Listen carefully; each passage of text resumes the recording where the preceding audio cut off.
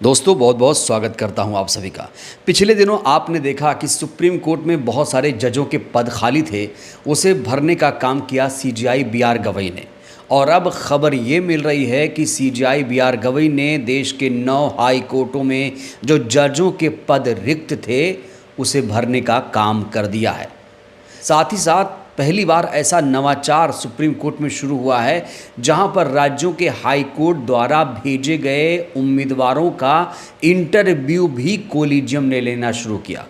और जो अयोग्य उम्मीदवार होते हैं, जो जज के लिए फिट नहीं होते हैं, उन्हें वापस भी भेज दिया जाता है। खबर यह है कि पिछले 2 दिनों में सुप्रीम कोर्ट की कोलिजियम ने 50 उम्मीदवारों के इंटरव्यू लिए हैं और देश के 9 हाई कोर्टों को 37 जज मिल गए हैं।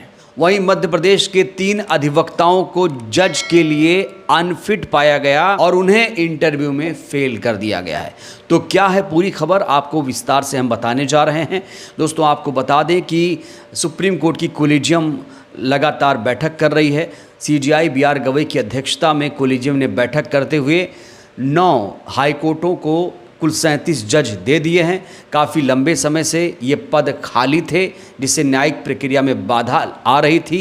अगर मैं इन 9 हाई कोर्टों की बात करूं तो दिल्ली हाई कोर्ट को 3 जज मिले हैं, पटना हाई कोर्ट को 2 जज मिले हैं, Punjab and Haryana high court को 10 जज मिले हैं, तेलंगाना हाई कोर्ट को 4 जज मिले हैं, आंध्र प्रदेश हाई कोर्ट को 1 जज मिले और मेघालय हाई कोर्ट को 1 जज मिले। वहीं गुवाहाटी हाई कोर्ट को 4 जज मिले हैं।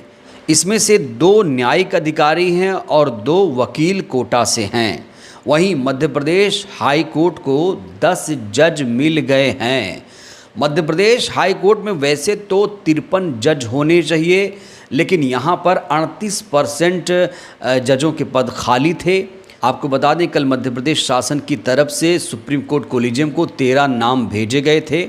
तो खबर ये आ रही है कि 5 नाम न्यायिक अधिकारी कोटा से और 5 नाम अधिवक्ता कोटा से लिए गए। बाकी 3 नामों को फाइनल नहीं किया गया है, जिसमें से एक वकील मध्य प्रदेश की ग्वालियर हाई कोर्ट से भी संबंधित हैं।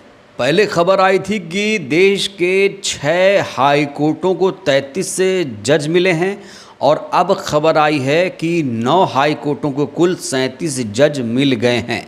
तो ये जो पहल है, ये जो कवायद है, ये सुप्रीम कोर्ट के नए सीजेआई बी.आर. गवई के द्वारा लगातार की जा रही है। तो हाई कोर्ट में जजों की नियुक्ति के लिए एससी कोलिजियम ने 50 उम्मीदवारों का इंटरव्यू लिया है और जो ये इंटरव्यू लिया गया है सुप्रीम कोर्ट कोलिजियम द्वारा लिया गया है। तो ये जो इंटरव्यू लिया गया है, इस इंटरव्यू में CJI B R. Gavai, justice Suryakant और जस्टिस विक्रमनाथ शामिल थे और जजशिप के लिए सिफारिश किए गए नामों में वकीलों और न्यायिक अधिकारियों के साथ आमने सामने बातचीत की है। तो ऐसा कहा जा रहा है कि पहली बार हुआ है जब न्यायिक अधिकारियों और वकीलों का साक्षात्कार किया है कोलिजियम ने। कहा जाता है कि इससे पहले राज्यों की तरफ से कुछ नाम आते थे और कोलिजियम उन नामों पर मुहर लगा के सीधे राष्ट्रपति को भेज देती थी, लेकिन कहा जा रहा है इस बार एक नई पहल सीजेआई बी.आर. गवई की तरफ से शुरू हो गई है कि जो नाम भेजे जा रहे हैं उन्हें चेक भी किया जाए कि उनकी संवैधानिक जानकारी कितनी है, उनमें विधि शास्त्र की समझ है या नहीं, न्यायिक प्रक्रिया की समझ है या नहीं, न्यायिक ज्ञान से संबंधित सोच वो लोग क्या क्या रखते हैं। इस तरह की चीज़ें जानने की कोशिश कोलिजियम ने की है और इसीलिए कहा जा रहा है कि मध्य प्रदेश हाई कोर्ट के जिन 3 नामों को वापस किया गया है उनमें ऐसी कोई क्षमता नहीं पाई गई, इसलिए उनका नाम वापस कर दिया गया है। इस बार जजों की जो नियुक्ति प्रक्रिया है उसको ज़्यादा समावेशी और पारदर्शी बनाने की कोशिश की है बी.आर. गवई ने।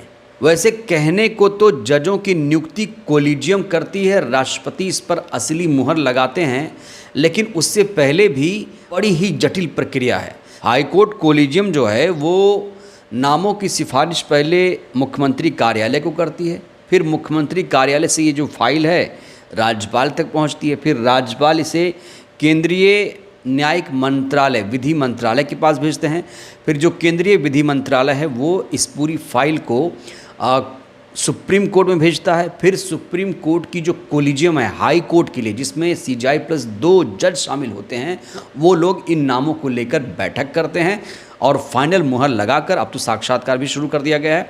उसके बाद ये जो फाइल है सीधे राष्ट्रपति के पास भेजी जाती है, वहाँ पर राष्ट्रपति मुहर लगा देती हैं, उसके बाद जजों की नियुक्ति हो जाती है। वैसे तो मध्य प्रदेश की तरफ से 13 नामों की सिफारिश की गई थी, सूची दी गई थी, लेकिन इस बार कोलिजियम ने पूरे देश को अपने फैसले से चौंकाया है, क्योंकि मध्य प्रदेश से 13 नाम आए थे और उसमें से 3 नामों को वापस कर दिया गया है। कोलिजियम ने ग्वालियर की वरिष्ठ वकील निधि पाटनाकर के अलावा अमित लाहौटी और जबलपुर के मणिकांत शर्मा के नाम पर अभी रोक लगा दी है। मध्य प्रदेश हाई कोर्ट को जो जज मिले हैं उनके नाम कुछ इस प्रकार हैं: पुष्पेंद्र यादव, आनंद सिंह बहरावत, अजय कुमार निरंकारी, जय कुमार पिल्लई, हिमांशु जोशी।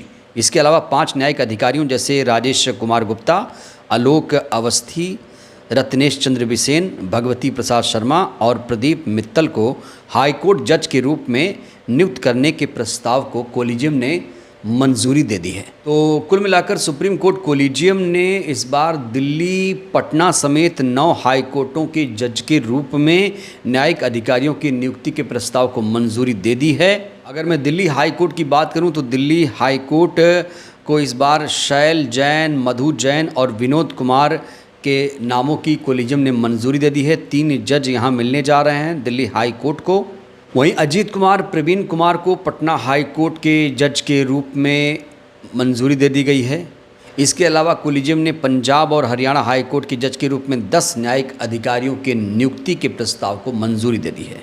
ये न्यायिक अधिकारी हैं वीरेंद्र अग्रवाल, मनदीप पन्नू, प्रदीप गोयल, शालिनी सिंह नागपाल, अमरिंदर सिंह ग्रेवाल, सुभाष मेहला, सूर्य प्रताप सिंह, रूपरिंदर जीत चहल, आराधना साहनी और यशवीर सिंह राठौड़।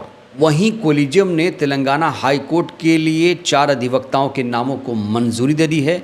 ये अधिवक्ता हैं गौसे मीरा मोहिउद्दीन और चलपति राव सिड्डाला, वुक्ति रामकृष्णा रेड्डी और गादी प्रवीण कुमार। वहीं राजस्थान हाई कोर्ट के जज के रूप में 1 न्यायिक अधिकारी और 1 अधिवक्ता के नामों की मंजूरी दे दी गई है। वहीं अधिवक्ता तुहिन कुमार को आंध्र प्रदेश हाई कोर्ट के जज के रूप में नियुक्त करने के प्रस्ताव को मंजूरी दे दी गई है। तो देश के जिन जिन हाई कोर्टों में जजों के पद रिक्त थे उसे भरने का काम शुरू कर दिया गया है। CJI BR गवई की ये जो पहल है काफ़ी ज़्यादा सराहनीय है। हालांकि मध्य प्रदेश हाई कोर्ट में अभी भी 10 जजों की ज़रूरत है। मध्य प्रदेश हाई कोर्ट में जजों की संख्या 53 होनी चाहिए, लेकिन अब नियुक्ति होने के बाद 43 हो गई है। 10 जजों को और नियुक्त किया जाना है। हालांकि मध्य प्रदेश की तरफ से जो नाम कोलिजियम को भेजे गए थे उसमें भी कहा जा रहा है कि जाति देखकर नाम भेजे गए थे। कुछ लोगों ने इसको लेकर सवाल खड़े किए थे और बहुत सारे लोग कह रहे हैं कि सुप्रीम कोर्ट में या फिर न्यायालय में जाति-पात नहीं देखा जाता है। बहुत सारे लोग कह रहे हैं हाँ, जाति-पात देखकर यहाँ पर नियुक्ति होती है। तो अब CJI BR गवई जिस तरीके से पारदर्शिता लाने की कोशिश कर रहे हैं जजों की नियुक्ति में, वो भी काफ़ी ज़्यादा सराहनीय है, क्योंकि यहाँ पर जजों की नियुक्ति प्रक्रिया को ज़्यादा समावेशी और पारदर्शी बनाने की कोशिश CJI BR गवई साहब कर रहे हैं। बहरहाल इस वीडियो में इतना ही। CJI BR गवई जिस तरीके से देश के अलग अलग न्यायालयों में, हाई कोर्टों में जजों की नियुक्ति करने का काम कर रहे हैं, इस पहल को आप कैसे देखते हैं? प्रतिक्रिया दीजिएगा। बहुत बहुत धन्यवाद।